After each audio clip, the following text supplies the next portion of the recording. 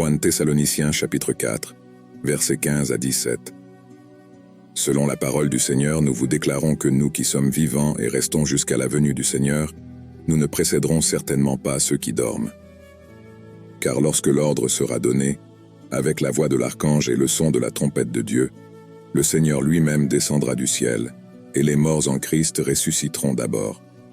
Après cela, nous qui sommes vivants, nous serons enlevés avec eux dans les nuées, pour les rencontrer, le Seigneur dans les airs, et ainsi nous serons avec le Seigneur pour toujours. L'apôtre Paul enseigne aux Thessaloniciens la seconde venue du Christ et la résurrection des morts, selon la parole du Seigneur. Paul commence par souligner que ce qu'il s'apprête à enseigner est basé sur les paroles et les enseignements du Seigneur Jésus-Christ lui-même. Nous qui sommes vivants, qui restons jusqu'à la venue du Seigneur, ne précéderons certainement pas ceux qui dorment. Paul explique qu'à la seconde venue du Christ, les croyants déjà morts, ceux qui dorment, ne soient pas laissés pour compte. Les croyants vivants au moment de la seconde venue ne seront pas transformés avant que les morts ne soient ressuscités. Car, ayant donné l'ordre, avec la voix de l'archange et le son de la trompette de Dieu, le Seigneur lui-même descendra du ciel.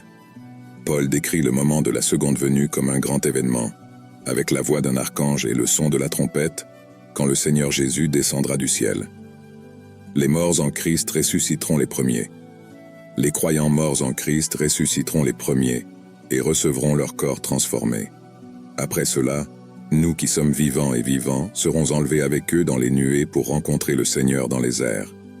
Alors, les croyants vivants au moment de la seconde venue seront transformés et enlevés avec les ressuscités, ceux qui rencontreront le Seigneur dans les airs. Cet événement est connu sous le nom de rapture, et ainsi nous serons avec le Seigneur pour toujours. Paul conclut en soulignant l'espérance et la certitude de la communion éternelle avec le Seigneur après l'enlèvement. Ce verset constitue une partie importante de l'éschatologie chrétienne et enseigne l'espoir de la résurrection des morts et la rencontre du Seigneur lors de sa seconde venue.